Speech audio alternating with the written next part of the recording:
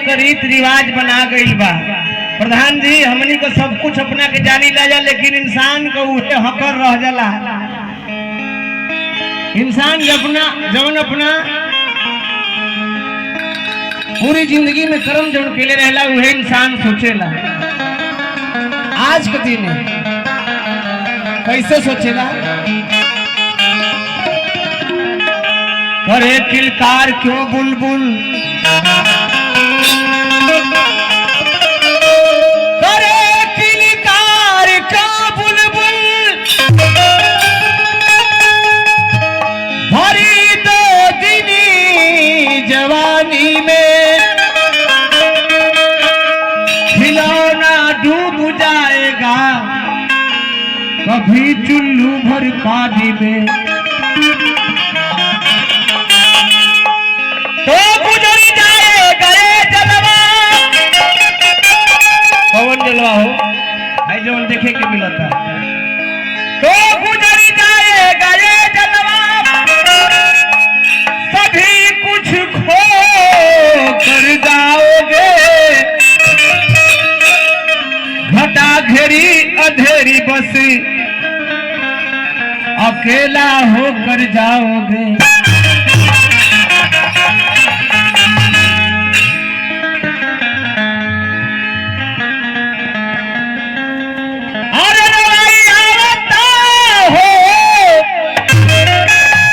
आखिरी वक्त में कि आज हमने अंतिम में विदाई में बैठल बन जा प्रधान जी। ये आखिरी समय में सोचेला काल सब अपना अपना काम में हो जाए, लेकिन यह कुल सोच समझ में दिल में दर्द सतावेला का।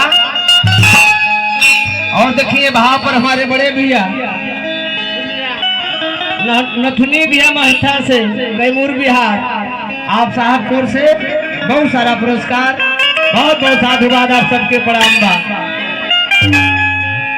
और आवता हो, और आवता जहिया,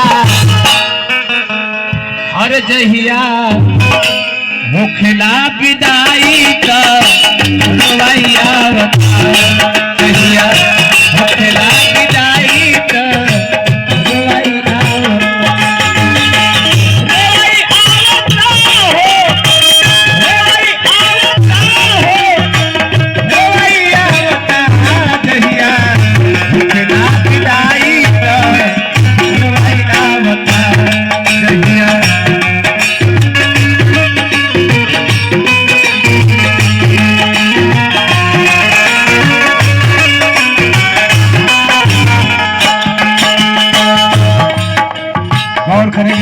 रवाई आवता हो, रवाई आवता। देखिए जाए भाव पर अभी हमारे गांव से बूढ़ाडी से हमारे लाल बहादुर भैया खुद से पुनः हजारों रुपयों का पुरस्कार, बहुत बहुत साधुवाद आप सबके प्रणाम बा।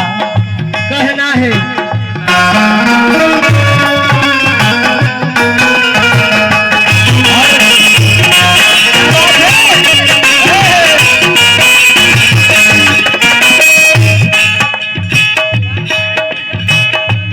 और देखिए पूर्व प्रधान हमारे सीताराम जी के साला साहब, आप साहब कोर्स से बहुत सारा पुरस्कार।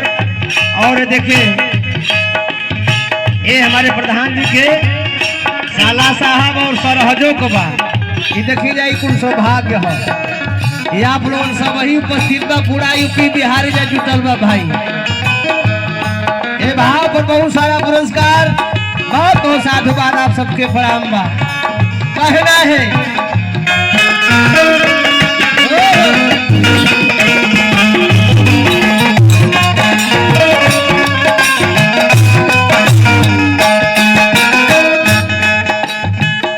जियते नमाई के कपड़े न दिहला, कपड़े न दिहला,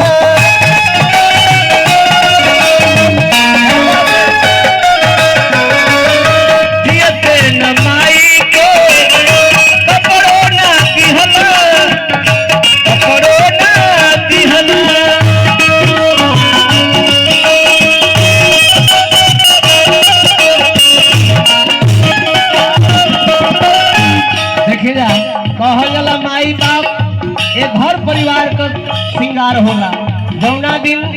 ये परिवार के छोड़ के प्रधान जी चल जाला, परिवार के समान जौना दिन घर बिछुड़ जाला, ए दिल पर का गुजरेला।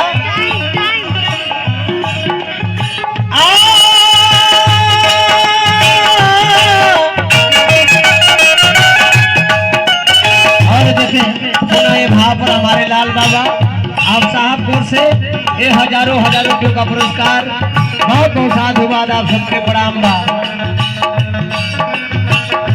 जियते नमाई के कोरोना दिहला, जियते नमाई के कोरोना दिहला।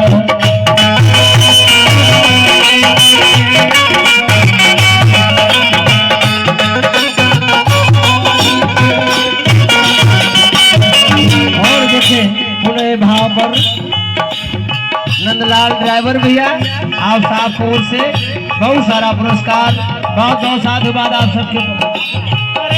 तुलसी भैया मत्सा से आप साहबपुर से बहुत सारा पुरस्कार, बहुत बहुत साधुवाद। प्रधान जी के बड़े भाई का नाती ये देखी बहुत सारा पुरस्कार आप सब कराओ से, बहुत बहुत साधुवाद आप सबके प्रणाम बा।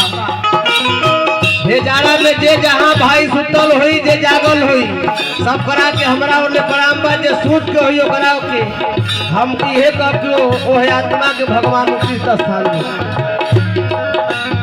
अगर बोले में कहे में अगर कहीं गड़बड़ी हो जाई 5 रुपया कम दे के सही रहुआ सब करा लेंगे। ऐसे कि जाड़ में इतना मेहनत आप लोग जितना खेले बनी जाए, आप लोग कहीं महानता बा, बहुत बहुत साधुवाद आप सबके बाद। कहना है जियते नमाई के कपड़ों ना दिहला,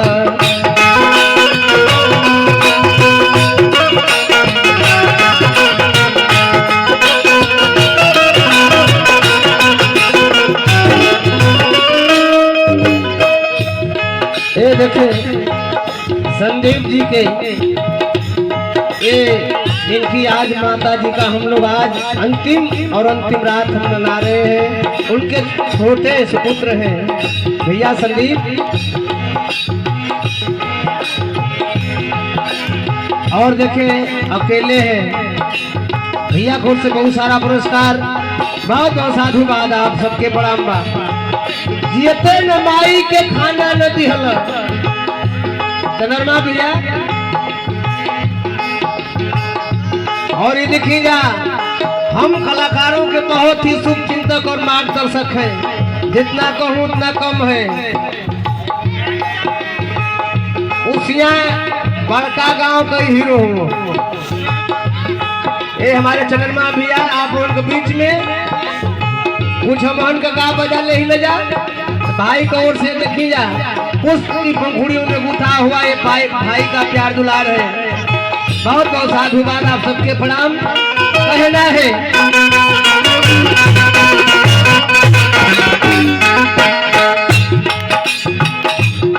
बहुत अलीजा एक माई प्रधान जी, ये बात पर हम अपना समाज से कहिला एक बात। एक माई 5 बेटा के पाल दे, लेकिन 5 बेटवा एगो माई के नहीं पाल पावत है। कितना कष्ट का बात। हम उनका मन से अच्छा बात कही न जाए, लेकिन हम लोग अमल नहीं करते हैं। कहल जाला कि अमृत के धार के कितनों पियाई, एगो माई बिना कैसे करे जवा जुड़ाई हो भैया। एगो माई का जितना कहा जाता है कि एक ही शब्द का नाम है, उसमें क्या राज है। वही माई को कोख में केहू डीएम एसडीएम 5 भाई में पैदा होला। मास्टर साहब नौकरी पर रहना, डॉक्टर साहब अपना ड्यूटी पर रहना, चारों भाई 4 जगह रहना। जवन छोटका जवन घरवा के चरवाहा रहला हमारा नियर हो मथुनी भैया, जवन की माई बाबू के साथ सवेरे खाना देला, वो कहत हो। ये देखे हमारे परम सम्मानित कैमूर की धरती से ये नथुनी भैया बिहार की धरती से आप साहब को से बहुत सारा पुरस्कार, बहुत बहुत साधुवाद आप सबके प्रणाम बा। जियते नमाई के कपड़ो ना दिहल,